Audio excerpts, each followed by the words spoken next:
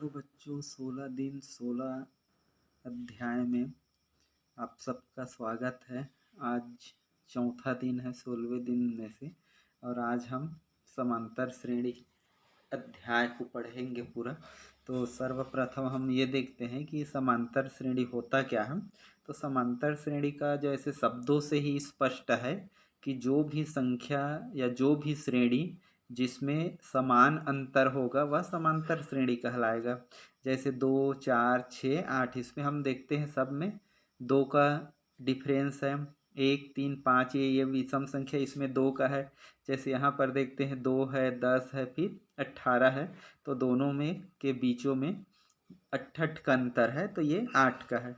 अगला देखते हैं ऋण 4, ऋण 8, ऋण 12, ऋण 16, तो इसमें भी ऋण 4 का डिफरेंस है। आगे हम देखते हैं ऋण 10, ऋण 5, 0, 5, इसमें 5 का डिफरेंस है, तो ये भी एक समांतर श्रेणी है। और ऐसा कोई भी हो जिसमें समान अंतर हो तो ये सारे के सारे हमारा समांतर श्रेणी के अंतर्गत आएगा। ये अनुपात या बटे वाला भी हो सकता है, मतलब भिन्न संख्याओं में भी हो सकता है। जैसे हम कोई भी ले लें 1/3, फिर हम इसी को 2/3, और फिर इसके बाद आ जाएगा 1, और इस प्रकार से ऐसे करके, मतलब इसमें अंतर तुम्हारा समान होना चाहिए कि 1/3 का इसमें डिफरेंस होते जाएगा। और इस प्रकार से हम देखते हैं ये समांतर श्रेणी होता है। 2 शब्दों से मिलकर बना है, समझ लो, सम धन अंतर, समांतर श्रेणी। तो ये समांतर श्रेणी होता है। जैसे इसमें और यदि हम आगे देखें तो इसमें मेन चीज़ हमको कुछ चीज़ों का ध्यान रखना है। जैसे हमको सर्वांतर इसका, कि सर्वांतर क्या होता है इसमें, कि जो भी जैसे ये श्रेणी है तो इसमें सभी पदों में अंतर, जैसे ये पहला पद, ये दूसरा पद, ये तीसरा, ये चौथा, तो इन सब में जो अंतर है 5 से इसमें घटाएंगे तो 5, इसमें से -5 इसमें से, तो वही क्या कहलाता है हमारा सर्वांतर। तो सभी क्रमागत पदों का अंतर ही क्या कहलाता है, सर्वांतर। इसमें जैसे प्रथम पद ए और द्वितीय पद यदि A2 ले तो हम देखेंगे इसका सर्वांतर होता है A2 माइनस A1, अर्थात जो अगला पद है उसमें से उसके पिछले पद को हम घटा देंगे। माना कि हमारे पास एक जैसे समांतर श्रेणी है, कि ये एक समांतर श्रेणी है 3 - 2 - 7 और -12 है। तब इसका जो जैसे हम यदि इसका करेंगे तब हमको इसका प्रथम पद यदि अपन देखें तो यहाँ से हम देखते हैं कि प्रथम पद इसका है, उसको A1 से लिख लेते हैं, तो इसका है ये 3, और इसका द्वितीय पद है जैसे A2, तो ये है -2। अब यहाँ पर इसका D निकालने के लिए क्या करेंगे, मान लो हमको D निकालना है सारवंतर, तो सारवंतर D = हो जाएगा A2 माइनस A1, अर्थात इसमें से इसको घटाएंगे तो ये -2, और ये माइनस का माइनस, और ये 3 है तुम्हारा A, तो इस प्रकार से इसका मान हो जाएगा -5, और इस प्रकार से ये हमारा हो जाएगा सर्वांतर। तो ये है इसका सर्वांतर। अब इसी प्रकार से जैसे हम दूसरा संख्या देखें कि इसमें हम लोग मान लो देखते हैं कि ये इस प्रकार का अनुपातिक संख्या हो, तो इसके लिए सारवंतर क्या होगा। तो इसके लिए जैसे हम सारवंतर निकालेंगे तो इसमें भी मान लो हम मानते हैं कि ये प्रथम पद तुम्हारा जैसे यहाँ पर दिया है 4/9, और हमारा A2 दिया है 7/9, तो इसका सारवंतर हो जाएगा हमारा, दूसरा में से क्या करेंगे, पहला को घटा देंगे, A2 माइनस A1, तो हो जाएगा हमारा 7/9 और 4/9 = इसका लघुत्तम सेम होगा 9, और 7 - 4 अर्थात कितना हो जाएगा 3/9। इसको और भी आगे कटा सकते हैं तो 1/ कितना हो जाएगा ये 3, 3 एकम 3 और 3 तिया 9। तो इस प्रकार से हमारा ये हो गया सर्वांतर। और सिंपल सी इसमें प्रथम पद और सर्वांतर निकालना है, और उसके बाद आगे हम कुछ भी निकाल सकते हैं। अब जैसे देखते हैं हम, इसमें एक समांतर श्रेणी है, इसको पहचानना है कि ये वास्तव में समांतर श्रेणी है या नहीं है। तो इसके लिए क्या करते हैं हम कि सभी पदों में से जैसे एक यहाँ पर ऐसे करके लिख ले कि एक A1 यहाँ माने तो 1, इसी प्रकार से A2 माने तो यहाँ पर कितना हो जाएगा -1, A3 देखें तो कितना हो जाएगा -3, और A4 देखें तो कितना हो जाएगा -5। अब इसमें से क्या करते हैं, सभी पदों का सारवंतर निकाल लेते हैं। यदि सभी सारवंतर समान रहा तब यह एक समांतर श्रेणी है, और यदि सभी पदों का सारवंतर समान नहीं रहा तब ये समांतर श्रेणी नहीं है। जैसे हम यहाँ एक एक करके या सबका निकाल लेते हैं। जैसे A2 माइनस A1, तो यहाँ A2 माइनस A1 हो जाएगा -1 और -1, तो इक्वल टू हो जाएगा हमारा -2। इसी प्रकार से A3 माइनस A2, तो ये हो जाएगा -3 और -1, तो ये हो जाएगा -3 और +1, तो इक्वल टू -2। और इसी प्रकार से A4 minus A3 equal to हो जाएगा -5 और -3, तो इसका हो जाएगा -5 + 3 और इक्वल टू -2। तो हम यहाँ से देखते हैं, जैसे ये वाली मान जो हुआ ये -2 आया, ये भी कितना आया -2, और ये भी -2। तब हम बता देंगे ये जो दिया हुआ श्रेणी है 1 -1 और -3 ये 5, ये क्या है, एक समांतर श्रेणी है। तो इस प्रकार से यदि हमको पहचान करना हुआ तो हम लोग ये आसानी से बता देंगे कि क्योंकि इसके सभी सारवंतर समान हैं और इसलिए यह एक समांतर श्रेणी है।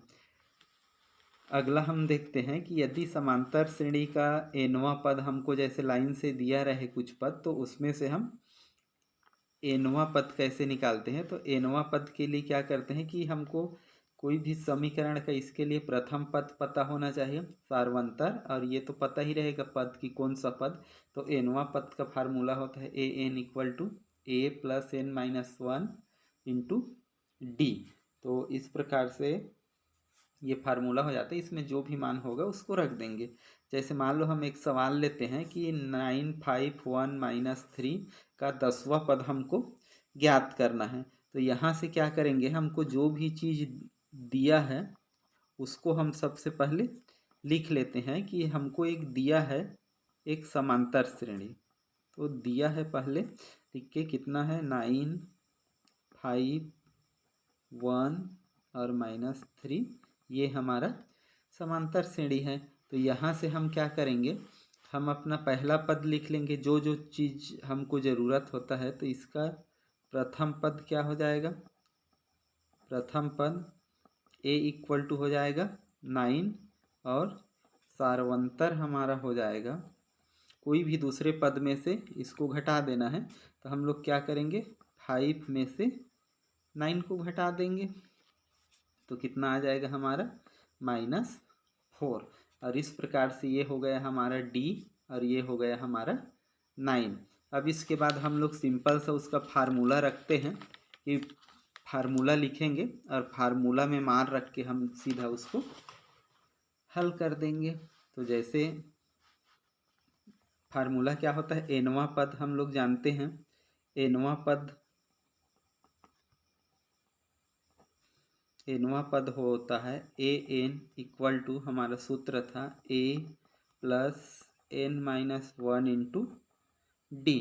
तो यहाँ से हम मान रखेंगे और चूँकि लिख लेंगे यहाँ, चूँकि nवां पद ये फार्मूला होता है इसलिए हमको कौन सा पद निकालना है 10वां। तो यहाँ हम लिखेंगे 10वां पद। तो 10वां पद के लिए क्या हो जाएगा कि 10वां पद हमारा a 10 और यहाँ a + n की जगह 10 रख देंगे -1 इंटू डी। अब यहाँ पर हम जो मान है वो रखेंगे। a का मान कितना है हमारे पास 9 और ये हो जाएगा तुम्हारा 9, और d का मान यहाँ आया है -4। तो यहाँ ये 9 प्लस और ये माइनस, ये प्लस, ये माइनस, और 9 4 जा मतलब 9 4 36 और यहाँ से ये निकल जाएगा, ये बड़ा वाला माइनस है तो यहाँ पर माइनस आ जाएगा और 36 में से 9 गया तो 27 और ये हमारा क्या हो जाएगा 10वां पद। तो इस प्रकार से देखते हैं हम कि यदि हमको इसका प्रथम पद और सार्वंतर रहा तो हम आगे का कोई भी पद निकाल सकते हैं। अब इसके बाद हम एक दूसरा सवाल लेते हैं। ये सवाल है हमारा कि समांतर श्रेणी 8, 12, 22 का अंतिम पद 218 है तो पदों की संख्या ज्ञात कीजिए। देखो इसमें जो भी चीज़ें हैं उसमें हमको ये करना है कि कई सारी चीज़ इसमें मूल रूप से एनवां पद, प्रथम पद, पदों की संख्या और सार्वंतर है। तो ये चारों में से कोई भी 3 का मान देगा तो हमको चौथा मान निकालना है, ये मान के चलिए। तो इसमें जो भी चीज़ का मान दे ले हमको सूत्र इसी का प्रयोग करना है। जैसे समांतर श्रेणी यहाँ पर दिया है तो जो समांतर श्रेणी हमको दिया है उसको हम सिंपल से लिख लेंगे कि समांतर श्रेणी हमको दिया है 8, 15 और 22, ये इस प्रकार से। अब इसके पश्चात हम लोग इस समांतर श्रेणी से क्या करेंगे, इसका प्रथम पद लिख लेंगे कि प्रथम पद हमारा कितना है, कि प्रथम पद को लिखते हैं ए से और वो हमारा कितना है 8। इसका सार्वंतर लिख लेते हैं, हम निकाल ही सकते हैं सार्वंतर, और सार्वंतर कितना हो जाएगा डी, इसके लिए कितना हो जाएगा 15 - 8 और इक्वल टू ये 7। तो हम देखते हैं कि इसका ये निकल गया और इसका दिया है अंतिम पद। अंतिम पद मतलब एनवां पद, यहाँ पर अंतिम पद का मतलब क्या है एनवां पद। तो अंतिम पद को पर्टिकुलर यदि लिखे तो उसको एल से लिखते हैं और ये ए एन के बराबर ही होगा। तो ये हमारा हो जाएगा 218। एनवां पद क्योंकि पता नहीं है आखिरी पद, तो हमको एनवां पद जो है वो अंतिम पद ही होगा। तो यहाँ पर हम जानते हैं कि चूंकि जो ए एन है एनवां पद है उसका या अंतिम पद का जो फार्मूला होता है वो a + n-1 इंटू डी होगा। तो ए एन का मान यहाँ है 218 और इधर पर a का मान है हमारा 8 और यहाँ n का मान हमको पता नहीं है, उसी को निकालना है। तो n-1 और d का मान है हमारा 7। तो यहाँ से इसको हम हल करते जाएंगे कि आगे हल करेंगे तो हमारा क्या हो जाएगा, ये 218 का 218 इधर ही रहेगा और इधर हमारा हो जाएगा 8 और 7 का इधर इंटू कर देते हैं तो 7n और -7।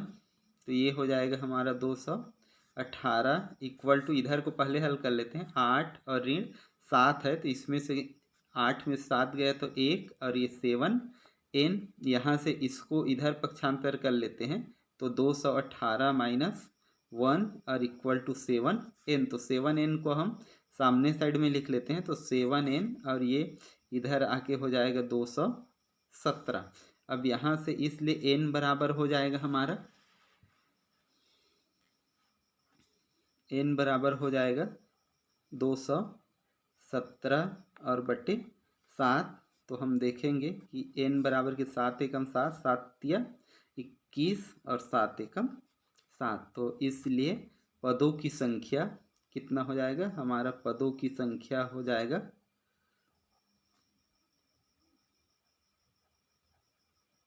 31 पद, अर्थात ये जो अंतिम पद दिया हुआ था उसका हमारा 31वां पद जो भी था पदों की संख्या, तो ये पद जो है वो 218 होगा। और इस प्रकार से हम देखते हैं कि ये हमारा 31 पद इसका आंसर निकल आएगा। तो ये इसका आंसर हो गया। इसके बाद हम अगला सवाल लेते हैं। ये यदि किसी समांतर श्रेणी का पीवा पद q और qवा पद हो तो सिद्ध कीजिए कि p + qवा पद शून्य होगा। ये बहुत महत्वपूर्ण सवाल है।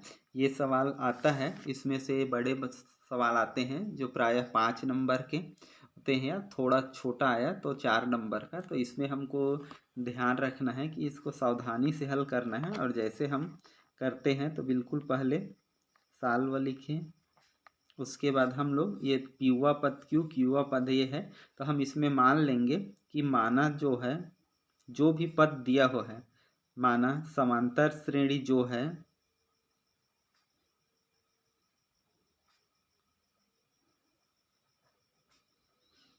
का प्रथम पद कितना है, a मान लेते हैं, और इसके सारवंतर को हम मान लेते हैं d, क्योंकि ये मेन है। यदि दिया रहे तो उसका मान लिखते, नहीं है तो a और d मान लेंगे। अब यहाँ पर हम जानते हैं कि चूंकि जो nवां पद होता है, nवां पद इसका क्या होगा, इसलिए इसका nवां पद a plus n-1 into D होगा। अब यहाँ से चूंकि दिया है हमको कि पीवा पद q है, तो पीवा पद कितना हो जाएगा, पीवा पद लिखे या उसको संकेत में लिखें तो भी ये पीवा पद मतलब a p इक्वल टू है हमारा q। तो यहाँ से हम क्या करेंगे, इसको जो पीवा पद है तो p के जगह इस फार्मूला के रूप में लिखें तो a का a हो जाएगा और प्लस n के जगह p आ जाएगा, मतलब p-1 और इंटू डी और इक्वल टू हो जाएगा ये q। इसको हम एक नाम दे लेते हैं कि ऐसा करके। अब इसके बाद हम इसी प्रकार से क्यूवा पद निकाल लेते हैं कि क्यूवा पद क्या होगा। तो हमारा क्यूवा पद जो होगा वो है p। तो क्यूवा पद का फार्मूला होगा पद सूत्र से a प्लस यहाँ पर p की जगह आ जाएगा q-1 इंटू डी और इक्वल टू ये हो जाएगा p, क्योंकि इसका मान p है। अब ये समीकरण हो जाएगा हमारा 2। यहाँ से देखो कि हम देखते हैं कि यहाँ पर a और यहाँ पर a है, तो यदि हम विलोपन विधि अपनाएं और एक में से दूसरे को घटा दें तो यहाँ से a कट जाएगा और हमको किसका मान निकल जाएगा, d का। तो इसलिए हम यहाँ से क्या करते हैं, समीकरण 1 में से समीकरण 2 को हम घटा देते हैं से। तो एक को ऊपर नीचे लिख के या सिंपल चाहे तो हम जैसे करते हैं वैसा हम करके उसको कर सकते हैं। तो a कट जाएगा या ऊपर नीचे यहाँ लिख लेते हैं a प्लस, गलती होने की गुंजाइश नहीं रहे, एक पद बढ़ जाएगा तो चलेगा लेकिन कोई यहाँ भी लाइन नहीं खींचेंगे, a plus q-1 into D और इधर का इक्वल टू q और इधर का इक्वल टू p और इसको हम घटाएंगे तो ये माइनस हो जाएगा, ये माइनस हो जाएगा और ये माइनस हो जाएगा। और इसके बाद हम देखेंगे तो ये दोनों कट जाएगा क्योंकि ये सेम सेम है। अब यहाँ से ये दोनों में से हम लोग d कामन निकाल लेते हैं। तो d जैसे कामन निकालेंगे तो इसको हम ऐसे कोष्टक के बाहर लिख देते हैं कि यहाँ पर हमारा d निकल जाएगा और इस साइड को ये q है और उसके बाद ये माइनस है तो माइनस और ये हो जाएगा हमारा p।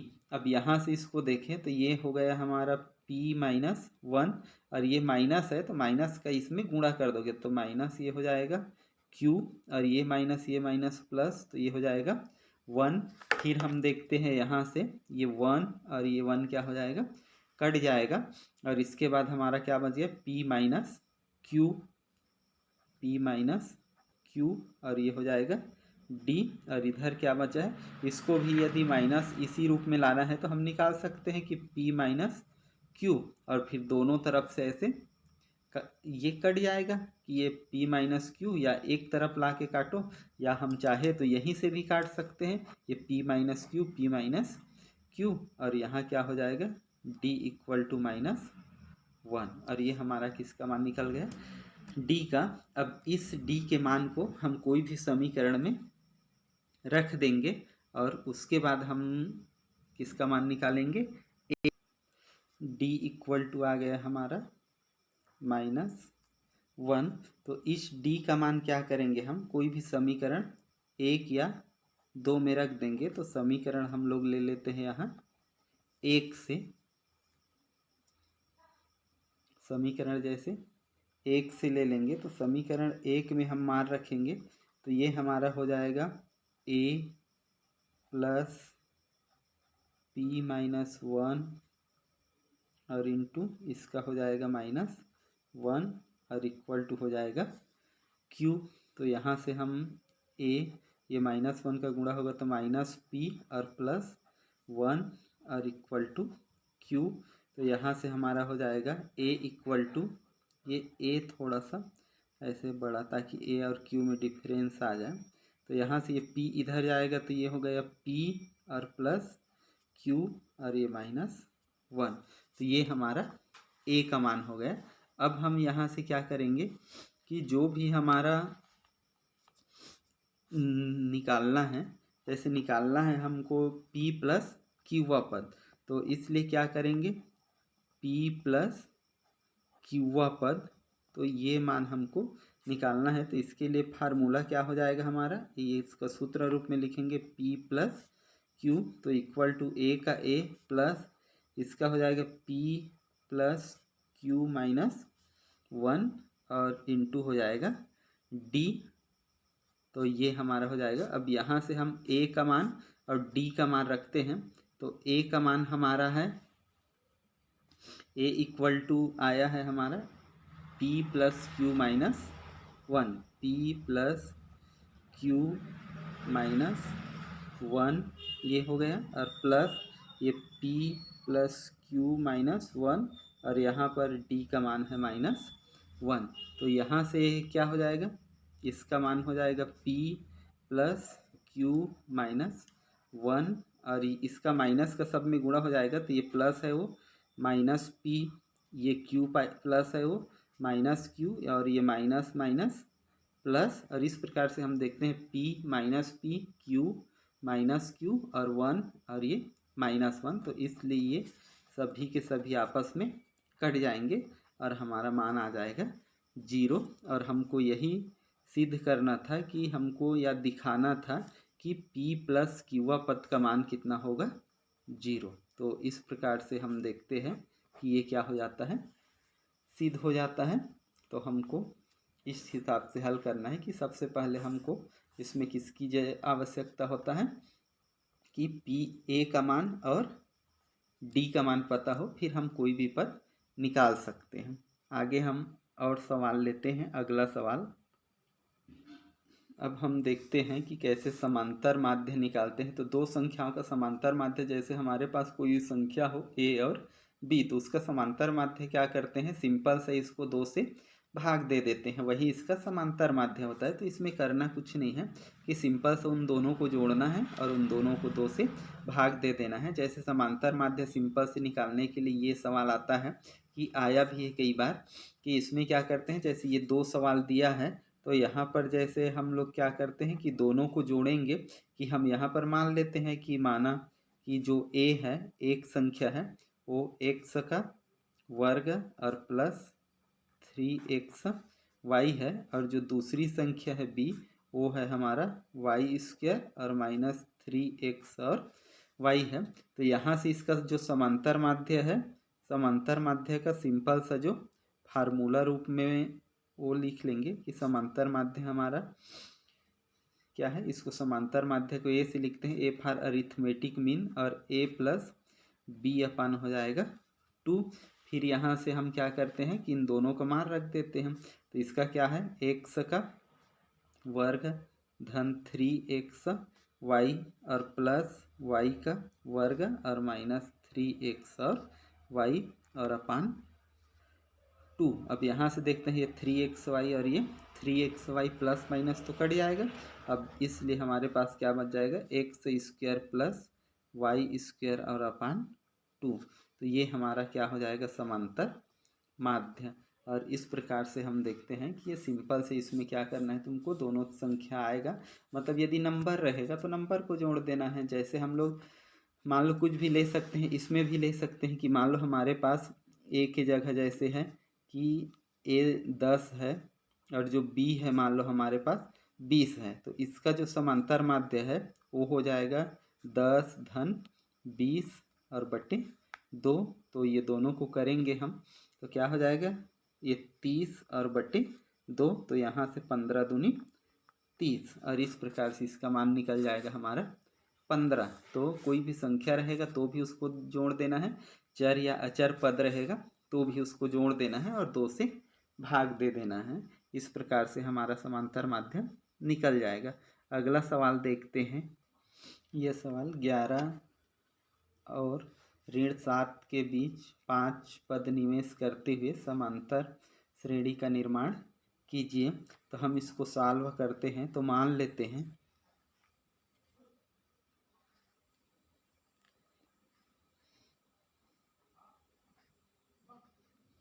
कि जैसे हम ये मान लेते हैं कि माना जो 11 है और ऋण 7 है के बीच कितना पद निवेश करना है? 5 पद। तो 5 पद या समांतर माध्य बोलेंगे इसी को। 5 पद या समांतर माध्य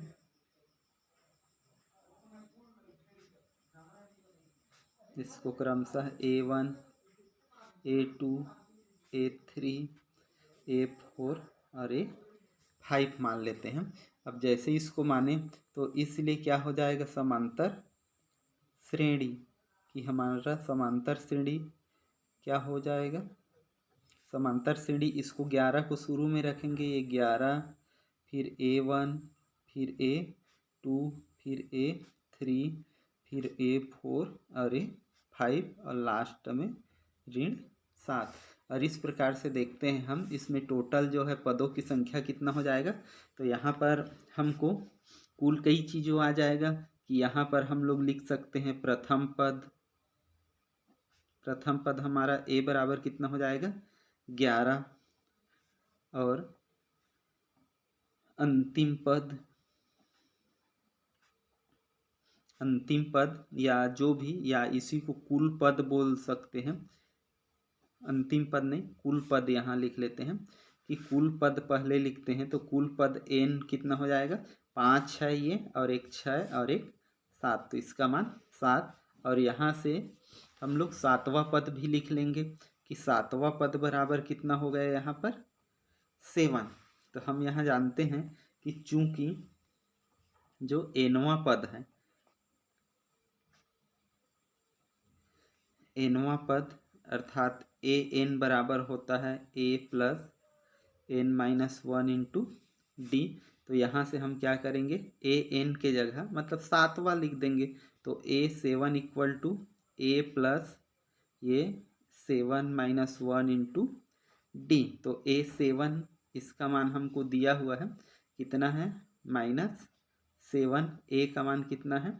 11 और इसका हो जाएगा 6 और ये डी। तो यहाँ से हम आगे करेंगे, ये 11 इधर आ जाएगा तो -7 और -11 इक्वल टू 6D। तो 6D इक्वल टू हो जाएगा ये -7 11 -18 और 6 3 या 6 6 18 और ये कितना आ जाएगा? -3। और इस प्रकार से देखते हैं हम इसका जो सारवंतर है वो -3 है और इसका जो प्रथम पद है हमको 11 पता है।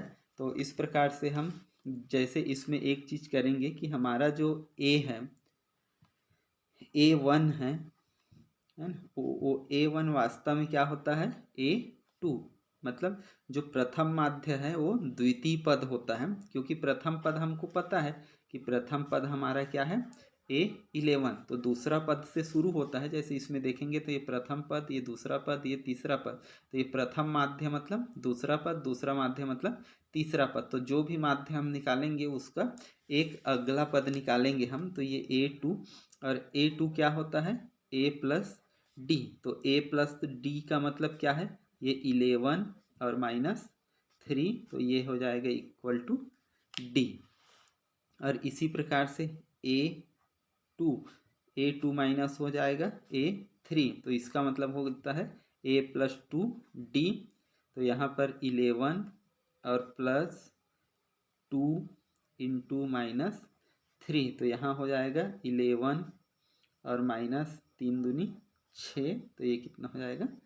5। और इस प्रकार से तुम सभी का मान क्या कर लोगे, A2, A3, A4 और A5 का, और क्रमशः देखे तो इसका मान क्या हो जाएगा, 5 3 घट रहा है, 8 5, फिर यहाँ से कितना हो जाएगा, 5 के बाद ये हो जाएगा 2, 2 के बाद हो जाएगा, फिर से 3 करेंगे तो ऋण 1, और इसके बाद हो जाएगा ऋण 4, और फिर अगला में फिर ऋण 3 करेंगे तो 7। तो इस प्रकार से देखते हैं कि इसमें तुमको क्या करना है कि सबसे पहले ऐसे मान लेना है कि जितने भी बोलेगा, 3 बोलेगा तो 3 कर लोगे, तो टोटल फिर सामने और पीछे जो संख्या रहेगा उसके करके 5 हो जाएगा। तो जितना भी माध्य निकालने को देगा उससे 2 ज़्यादा हमारा पद मिलेगा, और फिर हम उसको निकाल लेंगे।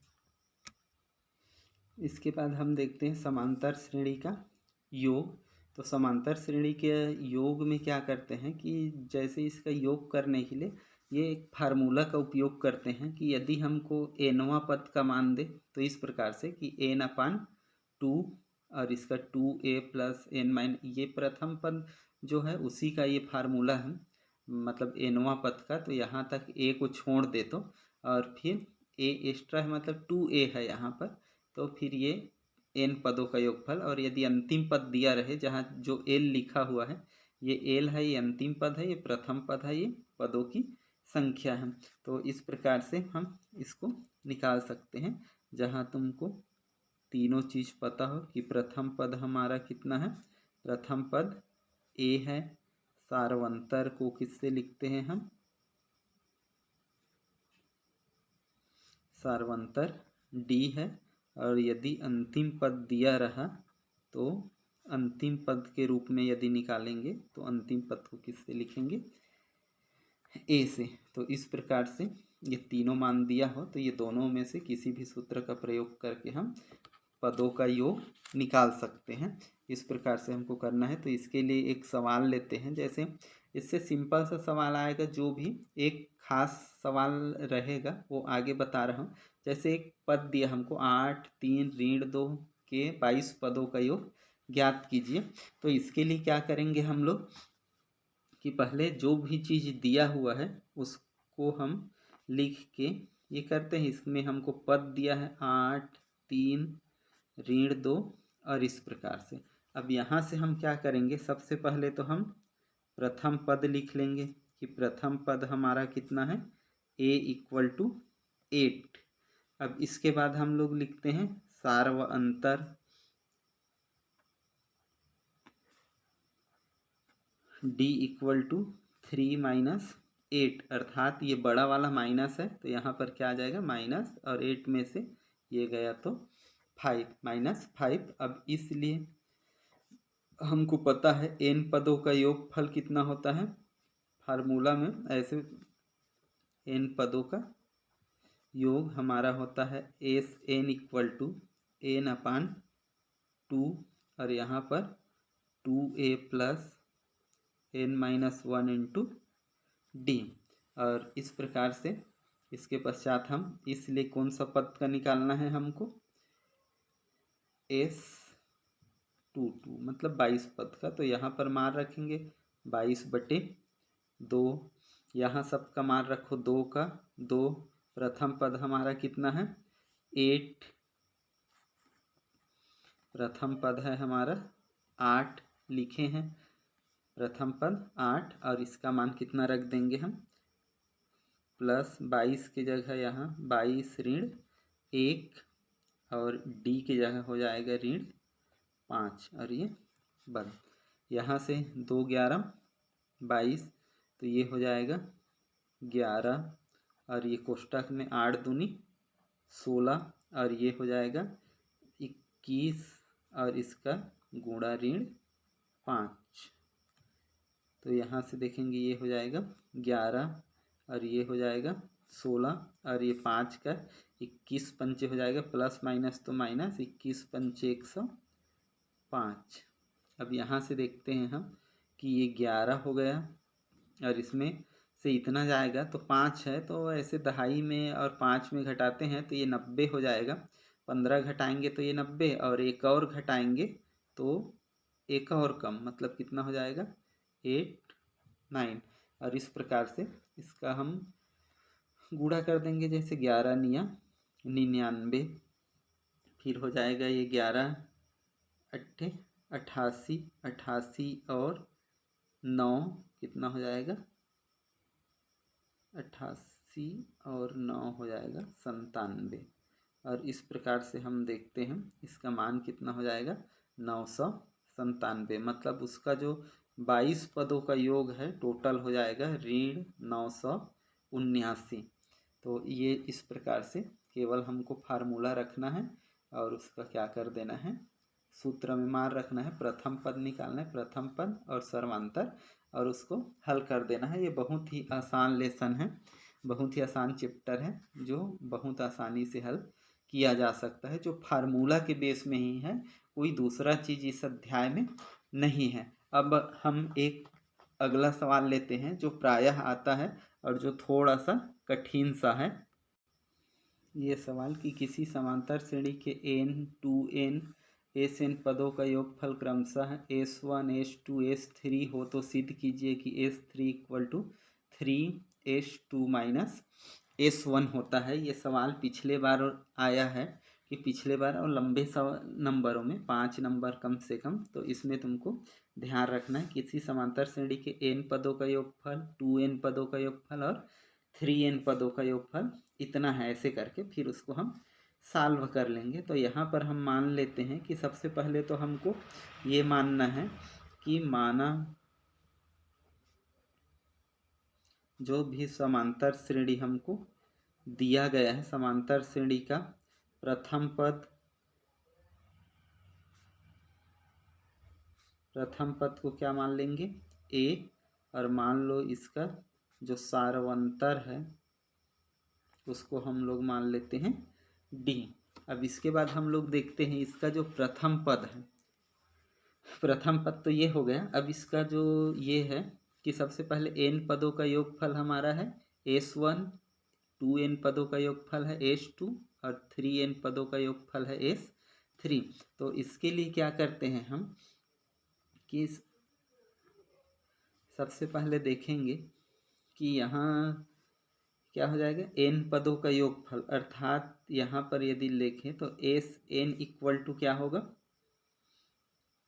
Sn इक्वल टू S3, तो यहाँ पर ये S3 और इधर Sn का फार्मूला रख देंगे तो ये हो जाएगा n/2, और यहाँ से होता है 2a plus n1 minus 1 into D और इक्वल टू S3। इसको हम नाम दे देंगे 1। इसी प्रकार से हम देखते हैं S2n, ये नहीं थोड़ा सा ये Sn है 1 तो ये हो जाएगा 1, और S2n तो S2n कितना है S2, तो S2n का मान होगा 2n/2, और यहाँ पर 2a प्लस कोष्टक में हो जाएगा 2n माइनस 1 इंटू डी और इक्वल टू हमारा हो जाएगा ये S2। ये हो जाएगा समीकरण नंबर 2। अब इसके बाद हम देखते हैं कि कितना है हमारे पास S3n इक्वल टू है हमारा S3, तो इसका भी फार्मूला लिखेंगे कि इसका हो जाएगा 3n/2 और यहाँ पर हो जाएगा 2a plus 3n minus 1 into D और यहाँ पर हो जाएगा ये इक्वल टू S3। तो ये हो जाएगा हमारा समीकरण नंबर 3। अब इसके बाद हमको जो चीज़ निकालना है उसमें से हम एक साइड को ले लेते हैं। जैसे हमको ये दिखाना है कि S3 equal to 3S2 minus S1, तो यहाँ से हम इस साइड को लेते हैं, राइट साइड को, और इसको हल करके S3 के बराबर ला देते हैं तो ये सिद्ध हो जाएगा। तो हम लोग पहले इसको ले लेते हैं RHS या इतना लेते हैं और इक्वल टू S3 ले आते हैं। तो हमको दिखाना है कि लेना है कि 3 और S2 माइनस S1 और इक्वल टू हो जाएगा ये यहाँ से 3 यहाँ बड़ा कोष्टक सर्पिला काल लगेगा क्योंकि अंदर में और भी ये है, तो यहाँ पर H2, तो ये 2 में से मतलब ये 2 तो यहाँ पर कट जाएगा, तो इसको काट देते हैं यहाँ से, ये 2 और ये 2, तो यहाँ पर बच जाएगा n, और इस कोष्टक में हो जाएगा 2a plus 2n-1 into D, ये हो गया। इसके बाद माइनस S1, तो S1 के लिए n/2 और 2a ये, तो यहाँ पर हो जाएगा n/2 और ये 2a plus n-1 into D, और इस प्रकार से, और ये फिर बाहर में सर्पिलाकार कोष्टक। अब इसके बाद हम लोग देखते हैं कि यहाँ से ये 3, इसको रहने देते हैं। अब इधर से ये 3 का 3 है, यहाँ से n और यहाँ से n हम देख रहे हैं, तो दोनों जगह से क्या निकल जाएगा, यहाँ n, तो n निकाल दिए। अब इसके बाद ये 2 भी निकाल देते हैं कामन, तो 2 भी यहाँ से ये निकल जाएगा, तो क्योंकि इधर 2 नहीं है तो इधर 2 का फिर गुणा हो जाएगा, तो यहाँ पर ये हो जाएगा 2, क्योंकि इसके नीचे में 2 है, या ये समझ जाओ कि ऊपर नीचे 2 का गुणा किए, तो इसमें 2 का गुणा करोगे तो ऊपर में आ गया ये, और इसमें करेंगे तो ये वाला कट जाएगा। तो किसी भी प्रकार से कर सकते हो, या तो इसको समझ जाओ कि लघुत्तम निकाले हैं, नीचे में लघुत्तम कितना आया 2, और यहाँ 2 एकम 2, तो यहाँ पर 2 हो जाएगा। और एक बार ऐसे ही लिख लेते हैं इसको, क्योंकि इसमें गलती होने की गुंजाइश है, कि क्योंकि जरा भी हम शॉर्टकट का ट्राई किए फिर वहाँ पर कुछ दिक्कत हो सकता है। तो यहाँ पर क्या हो जाएगा, n निकल गए अब यहाँ से भी, तो ये भी नहीं बचा यहाँ, और यहाँ पर क्या बच गया 2a plus n-1 into D, और ये हमारा हो गया।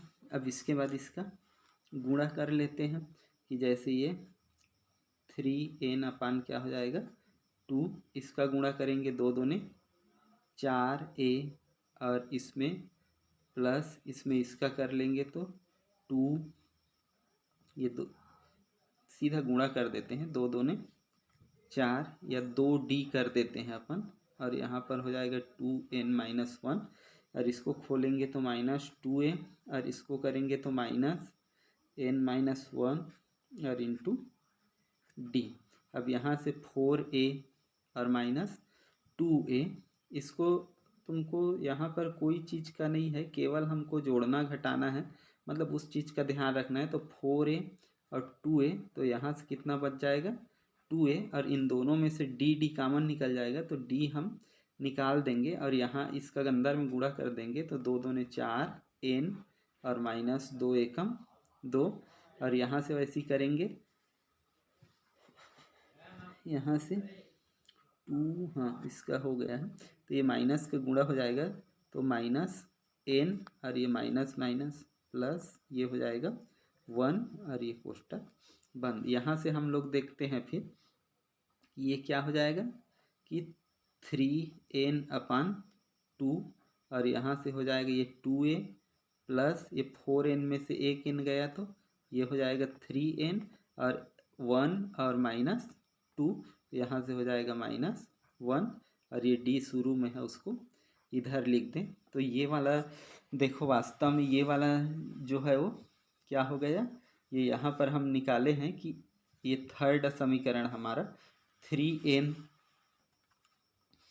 ये जो है हमारा ये 3n 2a plus 3n-1 into D, ये सेम इसी के बराबर है। तो समीकरण 3 से यहाँ पर हम लिख देंगे कि क्या हो जाएगा, ये s 3 के बराबर, और इधर क्या था 3, और हमारा s2 माइनस s1, और यही हमको क्या करना था, सिद्ध करना था। तो इस प्रकार से हम देखते हैं कि इसमें क्या करना है, केवल ये अध्याय ही ऐसा है जिसमें फार्मूला का उपयोग करना है आपको, और फार्मूला का उपयोग करके सिंपल सा हल करना है, जोड़ना घटाना गुणा भाग।